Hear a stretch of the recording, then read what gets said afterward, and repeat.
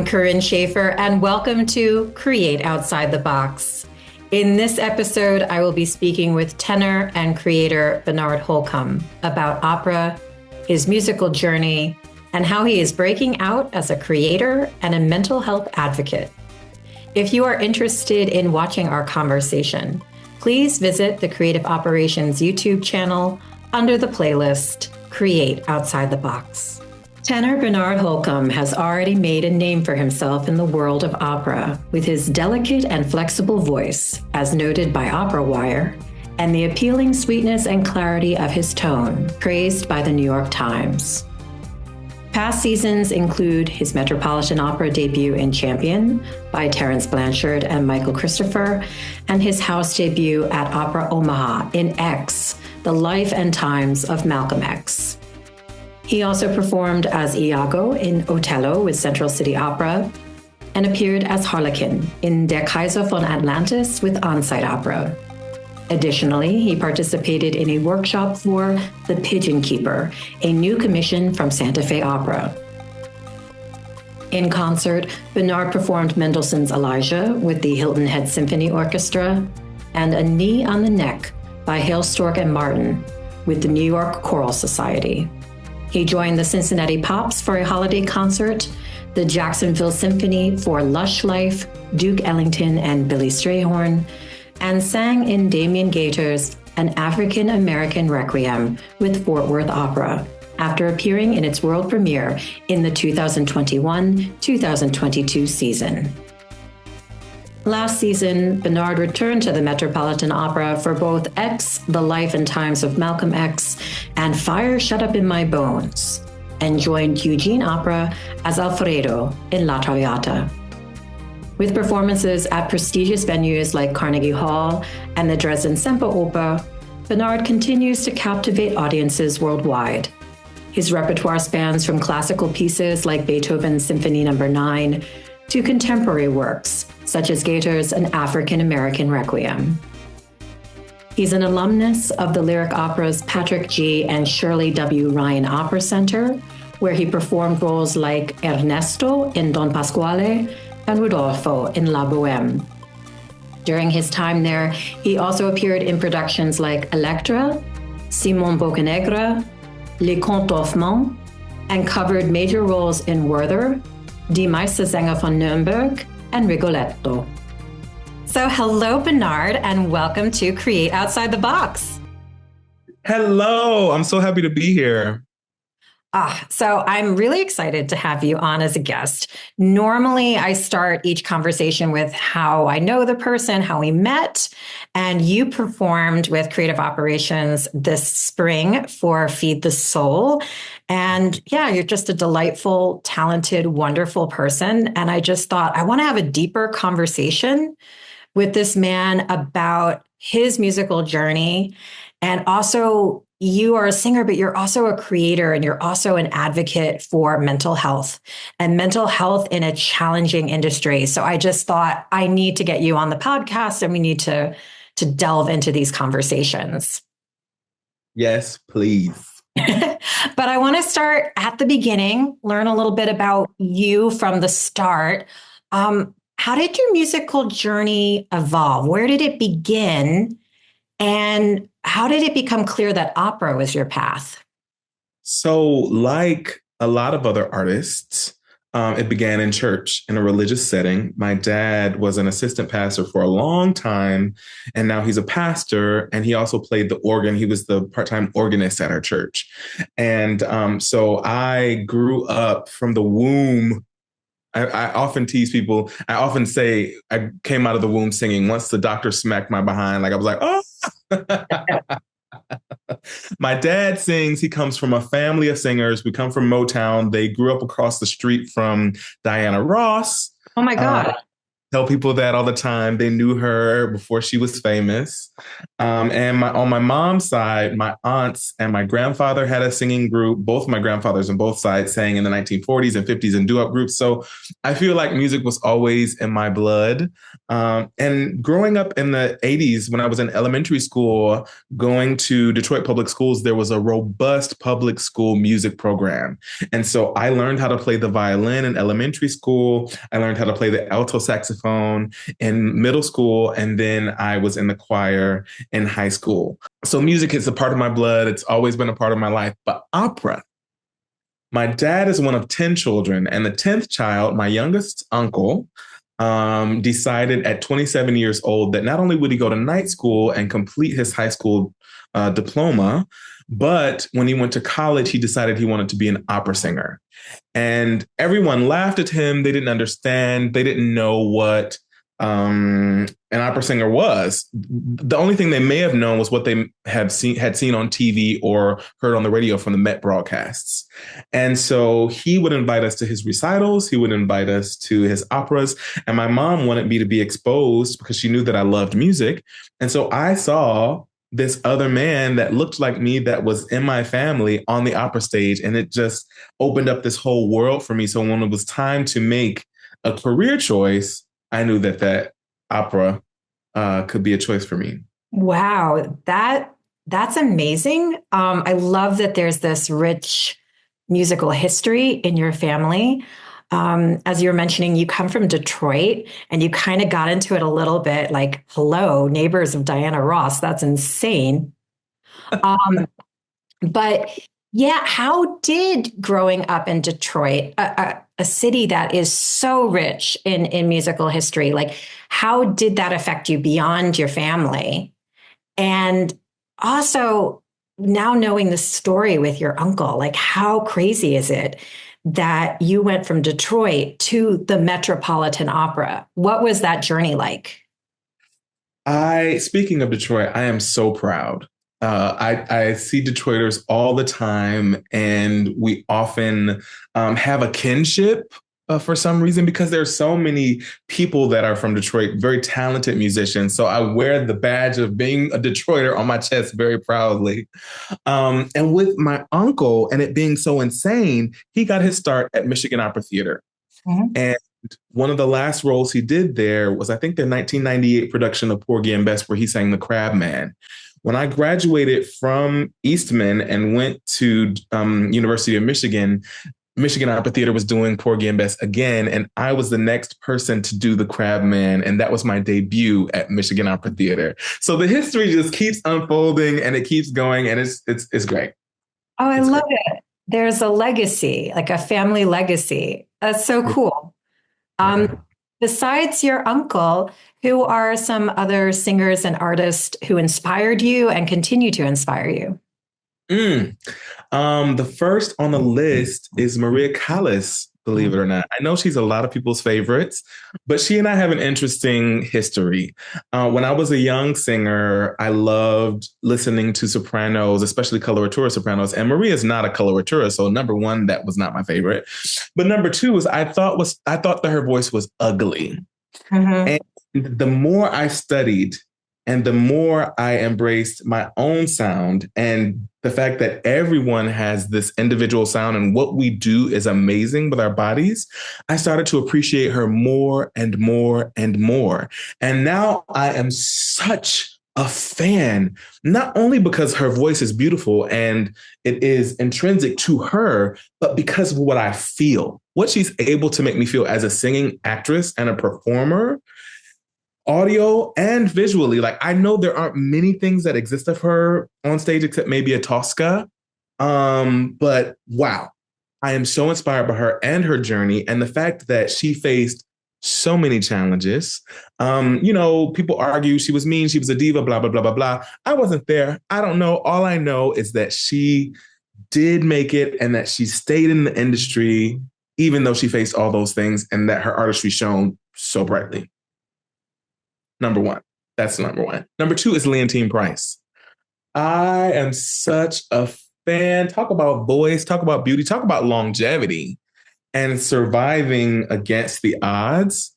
Such a fan, an amazing fan. And as of late, I've really become a fan of Larry Brownlee, a Black tenor, somebody that's in the industry, that's making moves, that is also helping other artists that are coming up and coming along.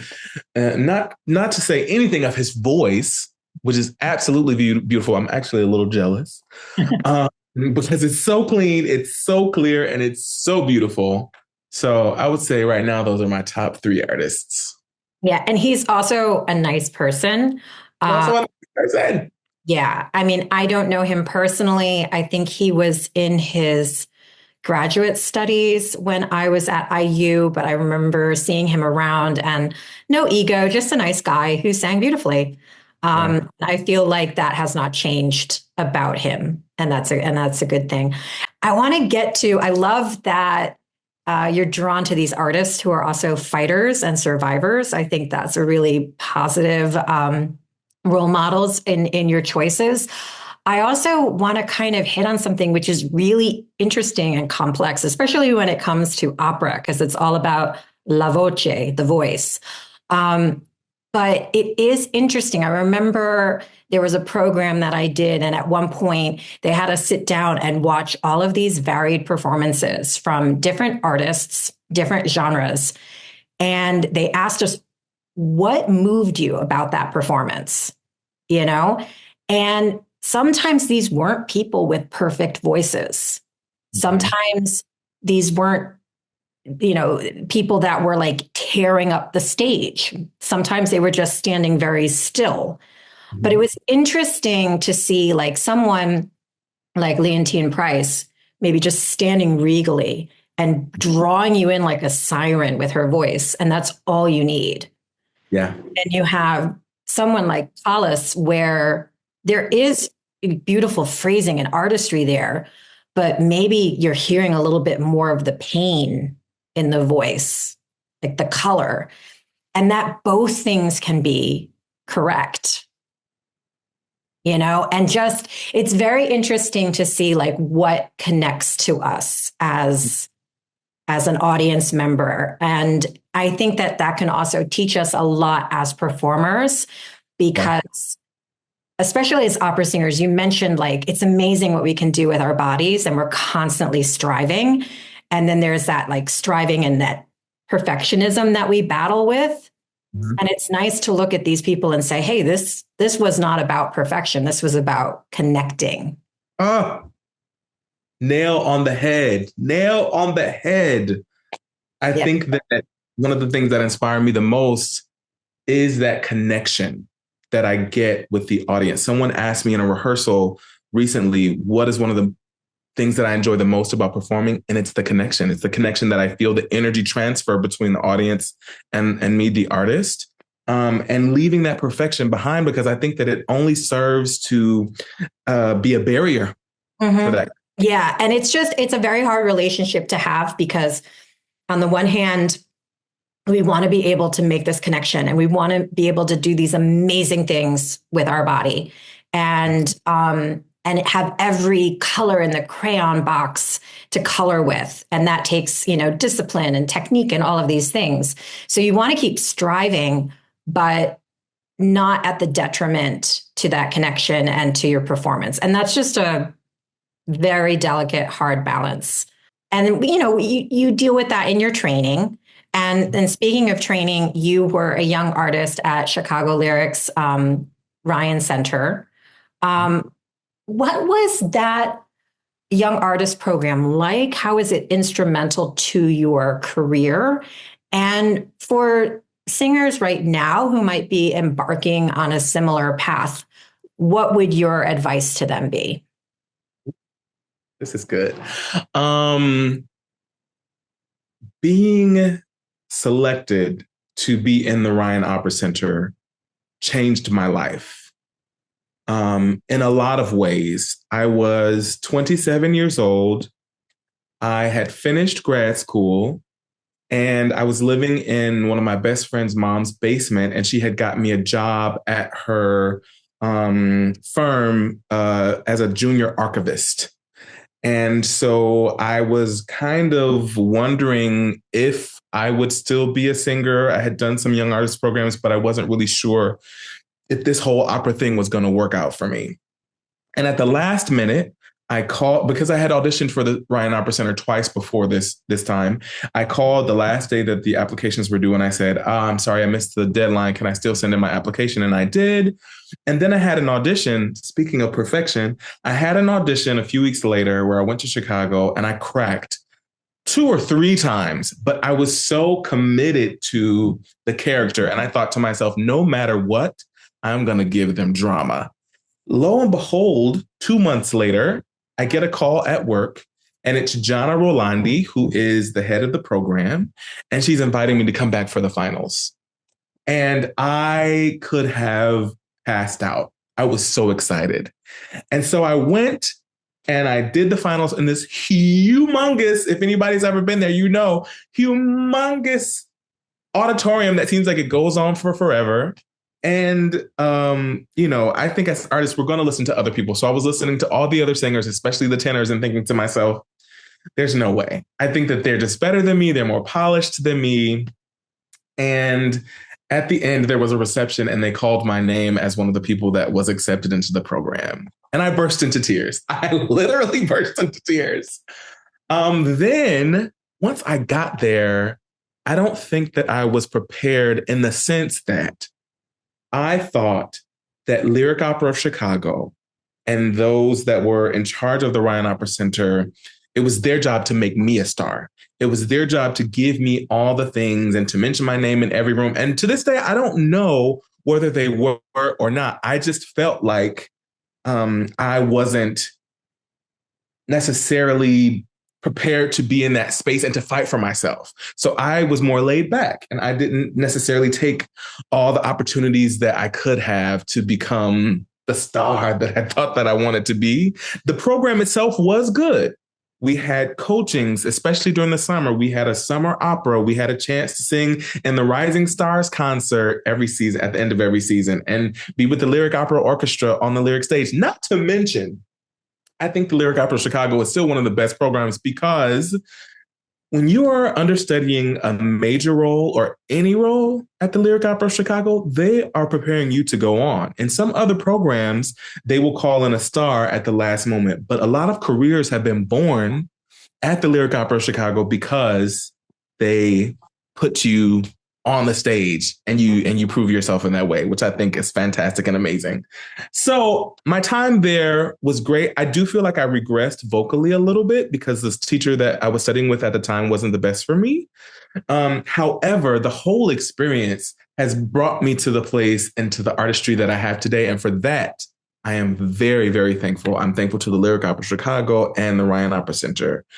I will say, as advice for people that may be applying to programs, among them the Ryan Opera Center, is to be your strongest advocate.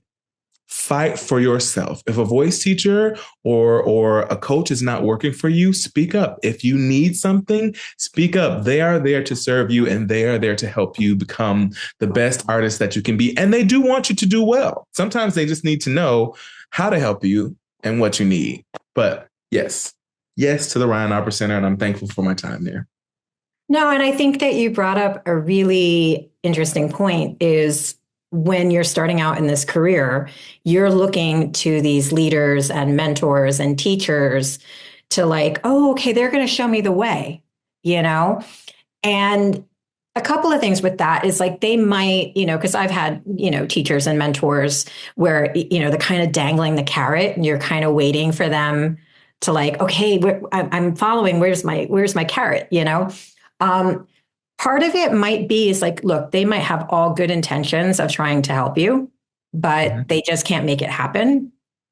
Their experiences of what the industry is from 30 years ago. So things might have shifted and changed.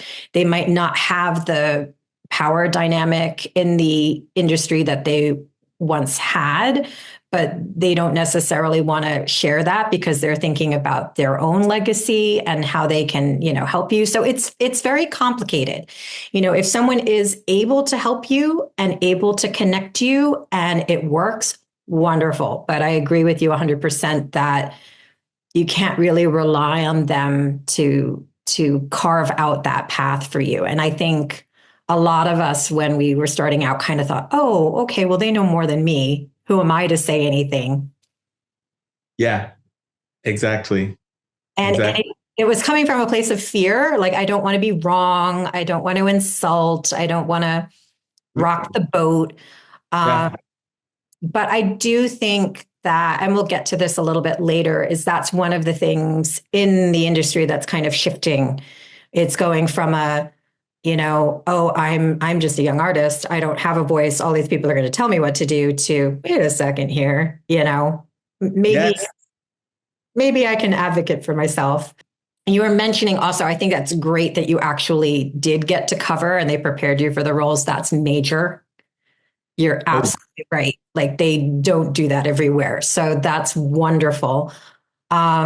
Speaking of, you know, roles and operas, you've done everything from, what is it? I just want to read it so I'm correct. Yes. X, The Life and Times of Malcolm X to La Traviata. yes. How do you juggle all of these different opera styles, all of these different opera roles, and find a way to make it authentic? Hmm. One of the highlights and the things that delights me so much about my career and my journey is that I started in gospel at church, very simply. And then through a process of watching my uncle, through a process of going to school and learning different things, I have become someone that can do a lot of different styles. And I have a huge toolbox with which to choose vocal styles and ways that I do things. Um, and how do I do it? I think it starts in my mind. It starts in me imagining what this character is, listening to the musical style, becoming familiar with the musical style, sometimes imitating, not in performance, but as I'm getting like for X, jazz, jazz, jazz. Anthony Davis it's like learning a musical language, another language. Like his language is a lot of 5/4, 5/8, like off beats, different intervals. Yeah. Yeah. And it took me a long time and lots of sweat and a few tears to learn his musical language. But now that I have it, I've got it. So if there's an Anthony Davis opera from X to the Central Park Five, I've got it. With Traviata and a master like Verdi, and the fact that I have at my disposal now, especially in 2024, YouTube videos of the greats doing this, I take a listen. And then I take that and apply my own artistry and my own filter to that language. And it's just so fun. It's so fun. I love it. It's funny. I don't know if your teachers were the same. Starting out, I had teachers go, do not listen to recordings. Do not. And I do get that because when teachers are saying don't listen to recordings, what they don't want is for you to mimic somebody else's performance, note for note, gesture for gesture, and you're not bringing anything of yourself to the table. And you don't know why you're holding that note. You don't know why you're taking extra time at that rest. You're just mimicking. But on the other hand, you're like, well, why wouldn't I? Especially like you're saying today with YouTube and Spotify, you can listen to 20 different people perform one role. And I feel like that informs you. It helps you get ideas. And I'm kind of a little, because YouTube wasn't like a major thing when I was in, undergrad and when I was, at AVA. So like, I wasn't sitting there like watching all of these performances. I would a little bit, but it was still more like CD. But why wouldn't you avail yourself to like seeing, especially live performances where you're seeing how they're doing it on stage in the moment? Why wouldn't you inform yourself that way? Yeah. I mean, I get it. And I understand not having younger students mimic, but at this point in my career, I feel like I'm pretty secure and stable in my technique and what I bring to the table. And so I just love it. I love it. And I encourage other artists that maybe aren't in the beginning stages to listen and to explore because you get a lot of what is it called? Why can't I remember the word? Inspiration. Yeah. You can be so inspired by someone else while also remaining true to your artistry. No, I agree 100%. Now, going on that preparation, if you're preparing, say it's like a new role for a new opera, Yeah. or you're the title role, because you've done some iconic roles, right? So Yeah. how do you prepare when it's something like, is there something different? Is there an added pressure? Is there something extra that you do when you know, like, okay, this is a new work, or, I'm Otello in Otello or something like that? Mhm. Well, there are lots of different ways depending on what's happening. So I'll take the Central Park Five, for example, the now exonerated Five. When I was doing it at Long Beach Opera, it just so happened that Netflix was producing When They See Us, which Yeah. was a docuseries, not a docuseries, but a show about their experience. And so I got to experience that while I wasn't old enough to remember what happened at that time in history. I was able to, again, get a grasp of what was happening at the time. There can be a little extra pressure when you are portraying someone who's either still alive or something that is in recent memory. But I think in some ways that gives you a little more guidance and a little more safety in a sense, because you get to know exactly what they were thinking, exactly what was happening. With something like the Duke in Rigoletto or Alfredo in La Traviata, you'll have a novel that it was based on, or you'll have a play that it was based on, but I feel like you have a little bit more freedom, and a lot of directors take this creative freedom to decide who the character is going to be. So maybe there's not as much pressure in the sense that you're performing or portraying someone that is still alive or is in recent memory, but it can still be just as fun. Now, do you find sometimes, especially with something like the Duke, these roles that, these are operas that are performed every year, they're so popular, and people have it in their ear how it goes and like what cadenzas you use and how you show off, right? Does that sometimes limit and frustrate you as a singer where you're like, I want to try something different, but I know the conductor or the audience is going to want me to do what they've been hearing for the past 50 years? Yeah, yeah. It can be a little frustrating. However, I am more willing than ever to take a risk. And so I've had the pleasure of working with a lot of music staff and conductors that will let me take a risk. And I've also had opportunities to work with people that are not as risky. So I enjoy being more risky, but I'm also not mad because opera's based a lot on tradition.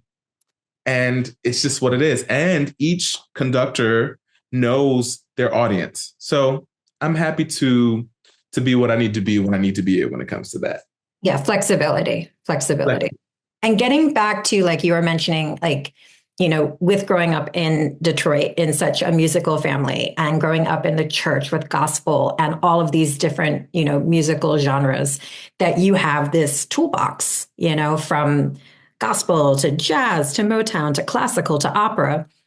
You've done a lot of performances in musical theater as well, whether it's Company or Sweeney Todd or Rent. What is it like for you going into these musical theater roles, and how does it affect, enhance opera and operatic roles when you go back into opera? I find so much more freedom when it comes to musical theater because what I found, which is very interesting, is that the rehearsal process is a bit different. And so a lot of times when I walk into a musical theater space or preparing a musical theater piece, people are coming with their scores. They may or may not know the score. They may not know the lines. So we're doing a reading of the lines together.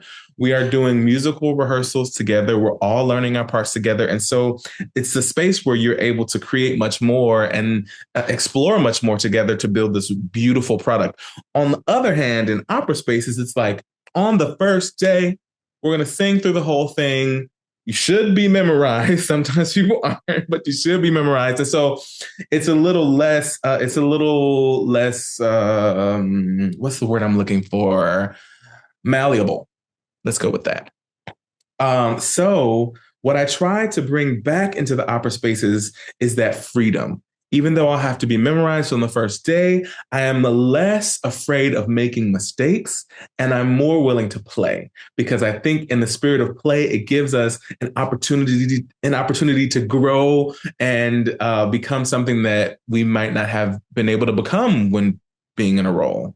Yeah, it's funny. Like, what was your first reaction? I know when I did Phantom and I walked into the first day and we were going to like sing through the whole show, and some people didn't know their parts. I was like, what's going on?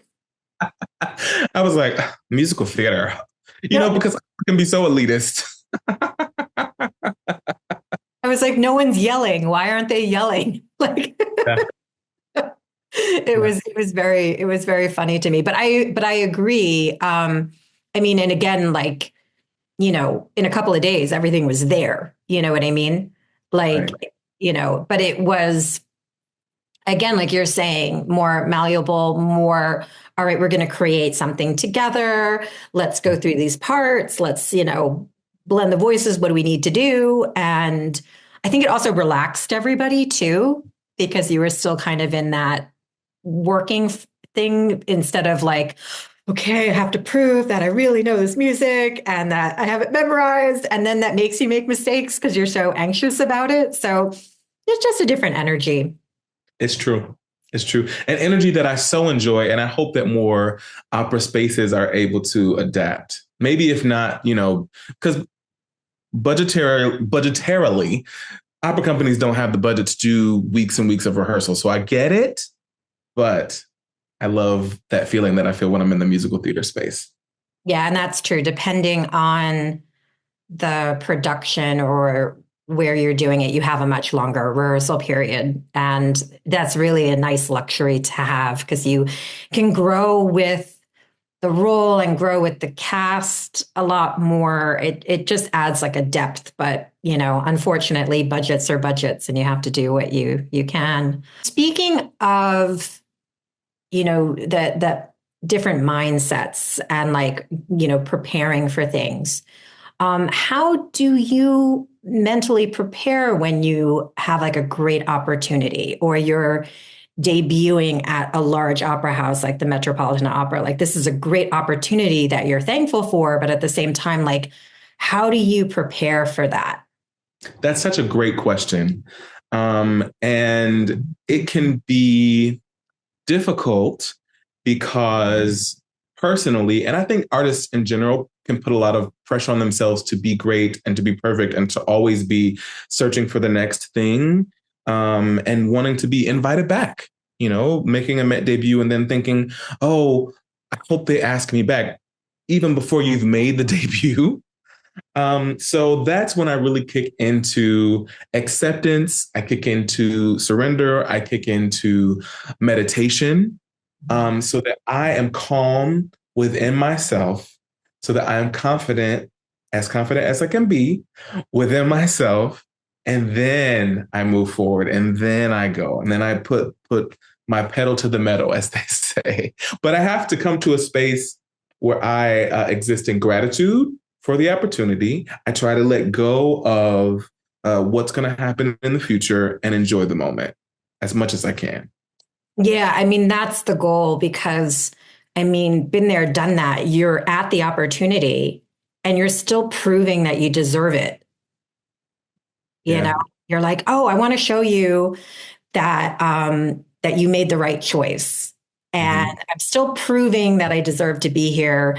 And I'm making the case, like, for you to hire me again. And that energy isn't productive because what people want to see from you is, hey, Can we be in the present moment and create something together? Exactly. Exactly. Yeah. So you have to get out of your own way and go, all right, me personally, I want to have a career. Me personally, I would love to come back and work into this space. But what's going to get me there? Like Mm. focusing on my concerns and my ego and my insecurity, or doing the job to the best of my ability, which means being in the moment, participating, and telling the story, which is the story of the piece that you're doing, not the story of how Corinne gets to work for this company forever and ever. Amen. Yeah. And Exactly. again, easier said than done, Woo. but also like what at the end of the day is going to be more fun, telling a Mhm. story or just, playing with your insecurity for the whole day. Yeah. Yeah. Exactly. And I think that it can be so difficult to remember, that what people want to see from us is our ability to show up into a space and bring joy and be light. But it can be difficult when you're worried about what comes next. And we think that, a lot of people talk about the game and about networking, and I have my own struggles with that. So what I try to do is to just be myself, Mm-hmm. and that's one of the most difficult things to do because people think that, we've been taught that we're not good enough and we have to be something else and we have to always prove and continue to prove ourselves, which I don't think is as helpful. No, no. And the challenge is like, look, if you're yourself, if you want to create healthy relationships, you're going to create and attract the people that you need by being yourself. But at the same time, to be yourself, you have to be vulnerable, you know? It's easy to put on a facade and have the facade be rejected, Woo! You hit right? the nail on the head there. Because then it's like, well, that's not really me. That's performer me, right? But, getting back to what do you love most about performing in music? You said connecting to the audience. How do you connect to an audience? Authenticity, right? Exactly. You can't be like this and think that there's a barrier. There's a So barrier. here I am. Yeah. And that's scary. Oh, so scary. So scary. But if you think about it, it's like if you want to really truly attract what you need, you can only do that as yourself. And if you want to improve as an artist and I'm saying constructive criticism, because not everybody always gives that, how are people going to help you if you're not being you? You know? So, and again, like, we're having this conversation for anybody that's watching. We're not saying, oh, we've got this figured out. These are things that, yeah, That is funny. yeah, like these are things, yeah, like we are saying this as much to remind ourselves in our daily practice. But I think it's helpful to have these kinds of conversations because at least you're not alone in the journey or the struggle. Yeah. Speaking of the industry, as someone who's done, modern pieces to like the most classical, beloved opera works, where do you see the future of opera? Where do you see it going? And what do you think the industry needs to do, or the steps that the industry should take to make this a viable, sustainable art form that isn't just surviving, but it's thriving? Yes, I love this. Okay, so I was just in a production called Slalom with Heartbeat Opera here in New York City. And it was a drag opera extravaganza. I had on platform heels. I was wearing a dress and a bonnet and all kinds of makeup. And it was very fun. It was at Judson Memorial Church in Washington Square Park. And capacity was about 250 in the space. And we did 4 shows, and it was sold out every night. The number of people that came up to me after the show to say that this was their first experience with opera and that they would definitely be back was fantastic. There were so many young people, so many people that you wouldn't necessarily see sitting in a normal opera audience that were very interested in this kind of opera. And so I think that the future of opera is bright if we invest in these types of performances. I love grand opera. I love Verdi and Puccini and all the greats, right? But someone told me one time, he said, if Mozart were alive today, he would be so angry that we were still mostly performing his works. He would want to see more and more and more people come up and come about that would shake up the opera industry and make it something different. And so I think that companies like Heartbeat Opera, like On-Site Opera, Feed the Soul event, this is the future of opera, introducing people and bringing people in, because opera has had such an exclusive and exclusionary history. Now it's time to bring in the community and to bring in the people that we wouldn't necessarily think would be opera fans. Exactly, by offering them a more intimate experience, because opera, classical music, ballet, there are a lot of art forms that fall into this category. They're just put on this pedestal. And, it's like, oh, it's only to be enjoyed by these people and in this particular way. And you're absolutely right. Mozart would have hated that, Mozart's last performed opera during his lifetime, Die Zauberflöte, the Magic Flute. It was a Singspiel. It was literally a singing play written in German, the language of his people, because, normally at that time, there were some operas in German, but anybody who wanted to be taken seriously would write their operas in Italian, So you can see there's a slight difference in the works that Mozart composed in Italian versus German. And with Magic Flute, he really was thinking of the audience, and you think of a character like Papageno, who's so comedic and kind of engaging with the audience throughout. That probably at that time was like, oh, what is he doing with this? Right. And so I agree. There needs to be some challenging of the structures. There needs to be, again, some more intimacy of like, no, this is for everybody. Mm-hmm. We're all invited to enjoy this art form. Now, we might have to do some outreach and be able to have these things be affordable and accessible to people. Mm-hmm. We also have to listen to our audiences and what their needs are. I think it's great. Can't remember the name of it right off the tip of my tongue right now, but there's a new Spanish opera that debuted at the Met, and yes, and it's 90 minutes. And I was like, yes. So again, I think that's a smart move. Having an opera composed in a Spanish language. Here in America, we have a lot of Spanish-speaking people. We need to represent them, their stories, and their culture.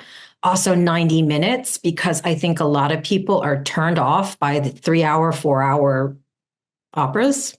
Yeah. And again, these small changes that move it forward. I'm curious, when you got feedback from those people in the audience, did they say what they liked about it? They liked the fact that it was outside of the box.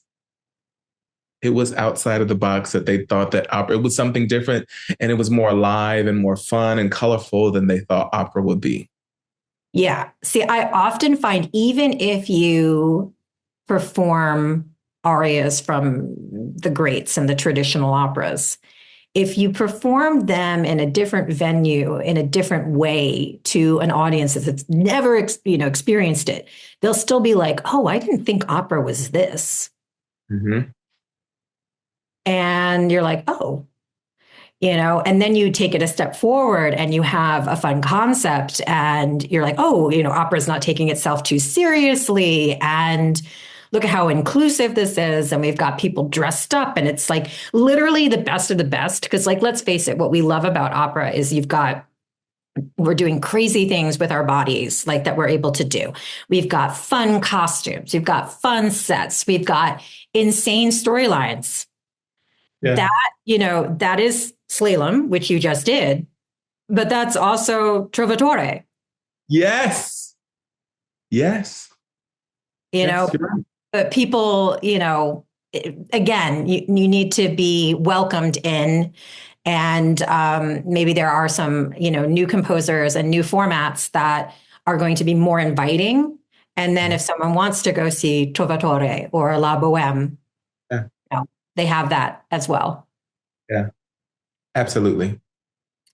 So I think that the future is bright, and I think that more companies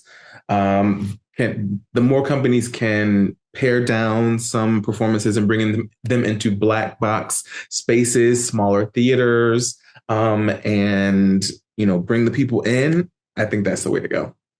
Yeah, and I think it's smart from a production standpoint too. I mean, as wonderful as it is, as I was saying, like it's great when you have these great costumes and sets, but if you can't draw people in and tell the story without that, that's, an issue. Like I remember there was one director that's like, if you're not moved by the room run, there's a problem. Because if you're relying on your sets and costumes to, tell that story for you, where there's a lot of people just standing around in a pretty dress or a pretty costume and they're not really doing anything, that's not going to, engage your audience. And let's face it, opera is expensive to produce. So if you can tell a wonderful story in a black box theater where it's intimate and you can communicate with your audience and you can pay your singers more, that sounds like a win to me. Yeah, like let's think about where the money should go. I think that that's a really good overall business move, let alone artist move, but like a good business move for the industry, moving forward. I wanted to get into, because we've kind of touched on it on some of the topics that we've been speaking about. You are not just a performer and a singer. You are a creator, and you have been using your platform on social media to talk about mental health. And it is, motivational and mental health for opera singers, but obviously you don't have to be an opera singer to hear this and have it resonate. Can you talk about why that's so important to you? And also, we were talking about where the opera industry can go, like what's its future? How do you think, second part of the question, that what can the industry do to support performers' mental health better? Thank you for giving me the space to talk about this. It is important to me because I feel that I am extra sensitive to the struggles that myself and dear friends and colleagues have had with mental health throughout their time as opera singers. I actually met someone during Slalom that described himself as a recovering singer. And I could identify with that because of all the hoops that we have to jump through, all the ways that we feel that we have to prove ourselves and fix ourselves, and we're constantly nitpicking and we're not enough and our voice isn't enough. And I understand that there are a lot of issues that come in because our instruments are inside of our bodies. Our instruments are a part of us and they live with us 24 hours a day, 7 days a week, 365 days a year, our whole lives. This is it. And when we get sick and when we can't speak or when we're feeling emotional and when we, whatever, it affects us. And I have found that motivation has been helpful for me in my own journey. And I also believe that you reap what you sow.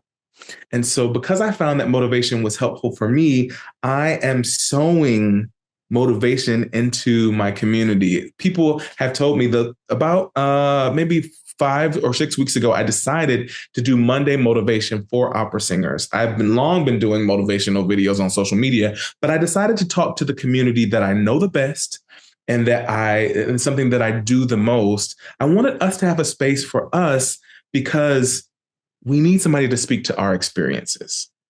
And when it comes to the industry itself, I think that we could be better to be less judgmental and to provide more space for people to be human. So when someone shows up and they are not as prepared as they should be, or as we may expect them to be, perhaps they just went through a breakup. Perhaps they're dealing with mental health issues like anxiety and depression. Perhaps they lost a loved one 6 weeks ago. I found that it has gotten better, but we still have a ways to go with really celebrating and holding space for opera singers and performers in general, humanity. I think that we really need that. I've been in some spaces where we'll sit in a rehearsal, a circle before rehearsal starts, and we'll check in, and they make it a safe space for people to have joys and concerns and to really get things off of their chest. And every time that happens, the rehearsal goes really well and we're able to make a lot of progress. So I'm really hoping that more companies and the industry as a whole move toward that space. Yeah, me too. I think I'm interested in your thoughts on this. Is my opinion is that a lot of this is coming from a scarcity mindset. There's only so many productions. There's only so many roles. We know that since the pandemic, a lot of companies have cut back their season by, 2 or 3 operas sometimes, which means less jobs. There's also, which I think is a good thing, but again, relates to less jobs, is where maybe they're sharing a production. So maybe you'll have one company that rehearses and does the opera with one company, and then that moves to another company. And those opera companies are sharing the production and rehearsal costs, which goes towards better financial security and strategic planning for the companies. But if you're only hiring one cast and they're moving, again, that's less jobs for the singers. And I think sometimes because there's scarcity and because people want to survive and thrive and, we have bills to pay, that a negative byproduct is we pit ourselves against each other. And I get it, but at the same time, it's like, whoa, if we flip this and we become each other's advocates, and I don't look at you as, oh my God, you're going to take my job, but hey, we're in this together and this isn't working, this isn't working. What can we do to support each other and support this industry, instead of, if I'm tearing somebody else down and we're pointing out their flaws, no one's going to look at me and I need to get ahead because there's only so many spots, That's kind of what I've witnessed. That's just my opinion. Do you feel that the scarcity mindset does affect sometimes how we view things and hinders our ability to strengthen the community? Absolutely. Absolutely. And I have heard, which kind of breaks my heart, is that in a lot of educational institutions where there are young, impressionable singers, that they are being pitted against each other, that is kind of where it begins. And There's a bodega right down the street from me that opened a few years ago, and I was talking to the owner. He's a great guy, and there was a Subway that just opened, and there was a new restaurant next door, and he's trying to expand his lunch business. And I was asking him, well, what is your strategy? How are you going to compete with all these other businesses? And he said something so simple and profound. He said, the sun is for everyone, and it shines on everyone. And so he's like, I'm not really concerned about the other businesses. I am concerned about what I'm doing and how I can make the community better. So, what if we, as the opera community and the singer community, were able to adopt that same thought? The sun is for everyone. It's going to shine on you as well as me. And I don't need to be in competition with you in order to be happy, in order to be whole, and that there is enough for all of us.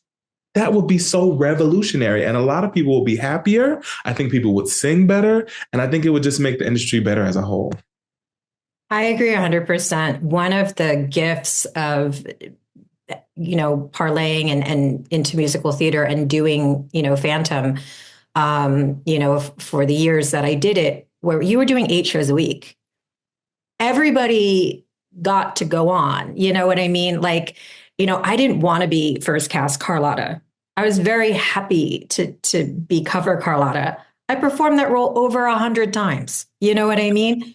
And because everybody got their chance and their ego got to stretch, it took away a lot of that garbage and noise that I think gets in the way. But again, if you're doing, 800 to, 700 to 800 performances of something, then you're like, oh.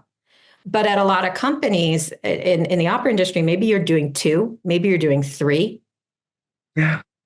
Yeah. So that's kind of the difference there. But that was kind of the gift of like, oh, we're all in it together, and I'm going to want to take vacation. So I'm going to want you to sing that part. And, or maybe I don't feel so well, go ahead, have fun singing it. And then you could cheer each other on. And I want to see more of that in the opera industry. And maybe there's ways for us to think of, maybe just a different infrastructure of how we rehearse things and, with covers and understudies and building up resources, where we can have more of this community, like we're all in it together for the show instead of we're all in it together for our individual survival.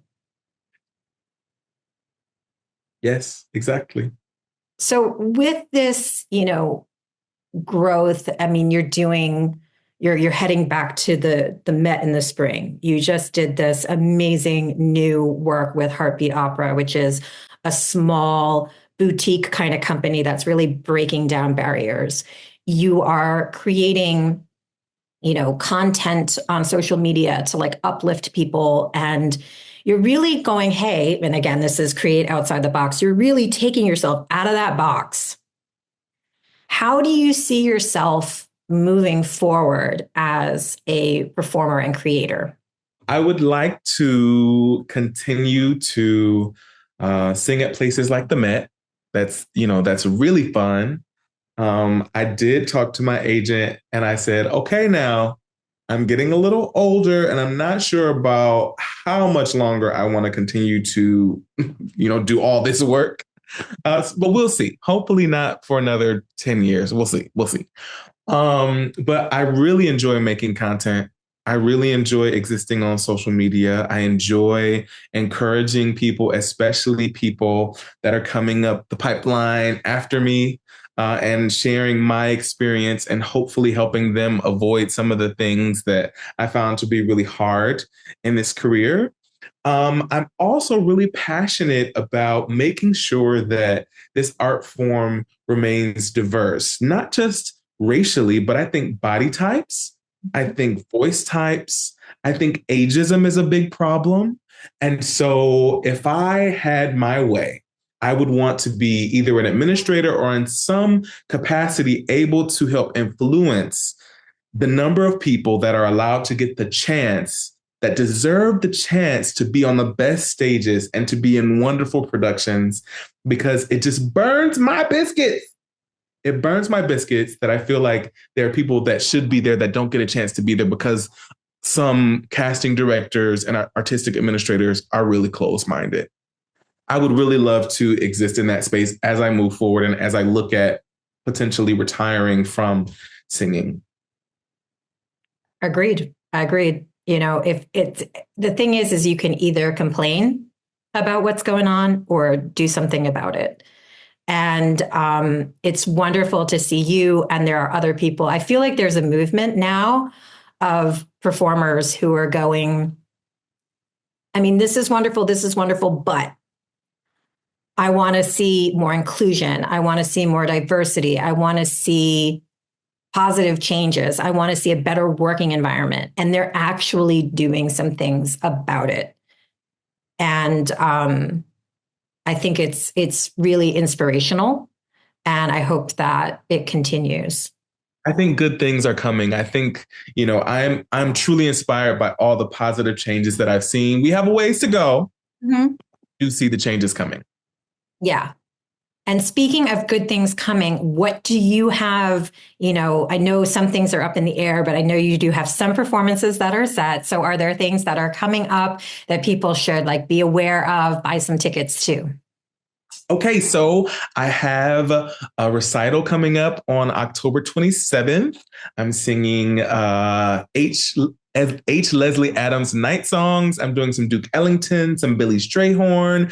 I'm singing the duet from Carmen with a fabulous soprano that's going to also be on the program. That's going to be in Pleasantville, at a church in Pleasantville, New York, a little bit upstate. And then I have the Duke and Rigoletto at Eugene Opera in Eugene, Oregon. In January, I'm going to Opera Parallel to do a brand new opera called The Pigeon Keeper by David Hanlon in San Francisco in February and March. And then I'll be back at the Met in May doing a new production of Salome. You can find all that out on BernardHolcomb.com or follow me on Instagram at Bernard Damon Holcomb. Wonderful. I'll have all of that in the show notes. But besides that, you also have a particular handle on Instagram for the motivational, correct? Yes, it's called The Damon Speaks Show, at The Damon Speaks Show. Okay. And so I will include all of that in the show notes. So if you want to follow Bernard and find out, the latest shows, the latest concerts, but also just inspiring, motivational content that will just make you feel good during your day. Check him out. Thank you so much for taking the time to speak with me today. It's been so much fun. I really, really appreciate it. Thanks for having me. I appreciate you. And thanks, everybody. Hope you enjoyed the show. Thank you for joining us for this episode of Create Outside the Box. Please subscribe, rate, and share our podcast. You can listen to Create Outside the Box on Spotify, Buzzsprout, Apple Podcasts, and iHeartRadio. Check us out on our Creative Operations YouTube channel, where you can subscribe to watch our interviews. You can find and follow Creative Operations on our Facebook page and on Instagram at @CO_Creative Operations. For more information about Creative Operations, please visit www.creative-operations.org.